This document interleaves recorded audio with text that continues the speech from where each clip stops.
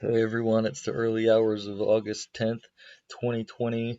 We're tracking the market sentiment, seeing what people are, are saying about the market. And it's a shame I've only doing these every once a week because the the news, the headlines that you see every day with the market activity, it's been amazing. So here we are out in August, a pretty decent post COVID crash recovery. Um, but looming threats of a second wave, a greater second wave, would that even affect the market? Nobody really knows. We're gonna look at some of the bulls, some of the bears. Um, yeah, actually, not too much going on over here. Over on Seeking Alpha, there's an interesting piece about gold suggesting that it's likely to continue going up. Oh, I thought this statement was a little silly. Of course, yes, knowledge is freely accessible. We knew that. But I was kind of looking at between gold and silver, the ratios between them. I mean, that is a pretty amazing looking chart here. So it crashes with the equity markets, quickly recovers, and boom, and there are still people who are incredibly, incredibly bullish. And these are the reasons why.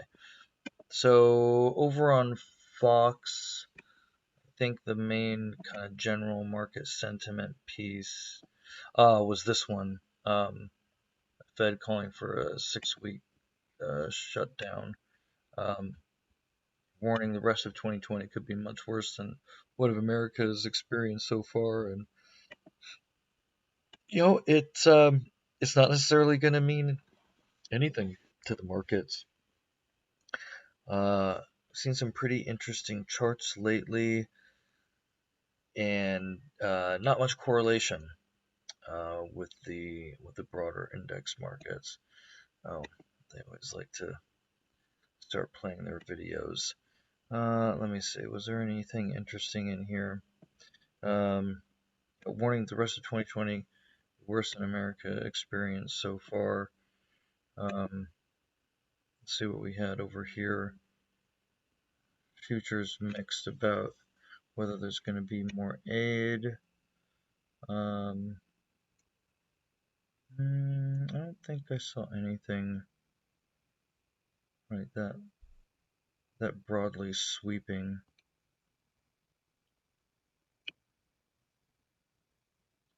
On CNBC. Over on Market Watch, what investors should do if they think the stock market is a bubble, according to the folks who wrote the books on bubbles. Uh, I thought this part was kind of interesting. Talking about back in '29, all it took was some large handful of trades in automobile companies to trigger. Um, there's something you said about that because there's so much about momentum and the technical traders that you could you could see this momentum being created. Let's see, right, and this was what to do, right?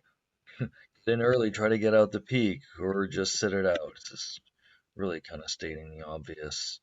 Um, yeah, more gold bugs out there. And yeah, this was stock market is likely in a bubble. Bubble's likely to get bigger. Yay.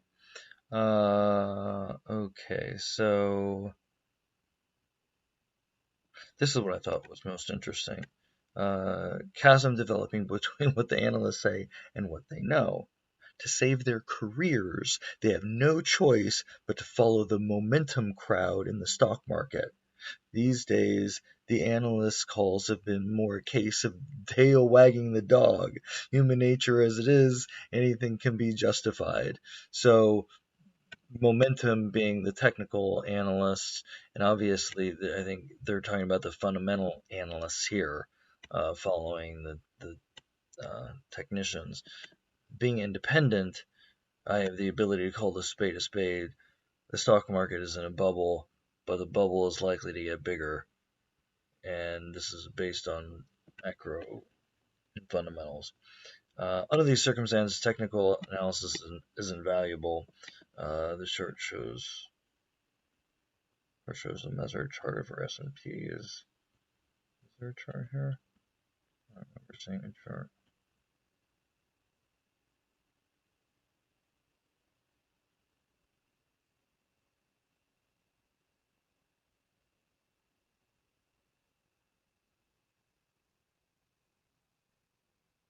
Oh gosh, just the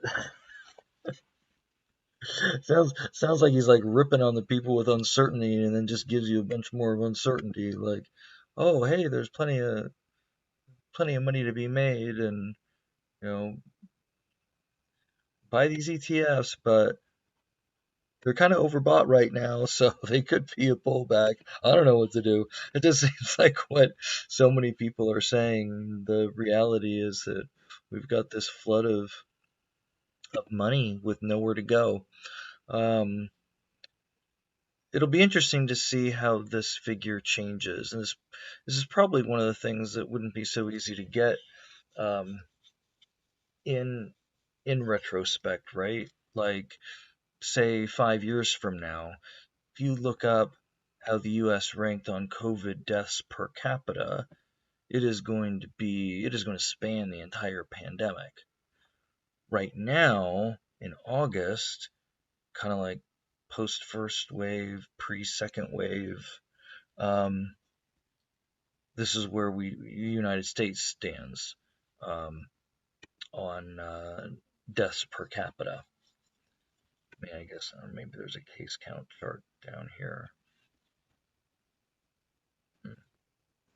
But yeah, it'll be interesting how the U.S. Shows here. There's a lot of criticism about how it's been handled here, and as an American, I've kind of wondered if it's because our socio-political environment is kind of in between um, more socialist places like Australia, where culturally they're likely to do the right thing um, for the greater good, versus dictatorships who can simply force their citizens to comply. Um, Sweden, of course, is the odd one out because they decided to do nothing. Um, and this is pretty amazing to see that if this is what we could have gotten by doing nothing, 56.4, and we're only 47.9 um, for all the effort. Doesn't seem like it doesn't seem that great, but these stats could be quite different 5 years from now, or even 2 years from now. Um, Surprised that the United Kingdom is so much worse than the United States and Belgium. It says photo by NPR. Well, yeah, I guess the data must be pretty good. All right. Well, I've been trying on different ways to say this slogan at the end of each one. I think I've got it now, and that is, what will hindsight say about 2020? I'm signing off.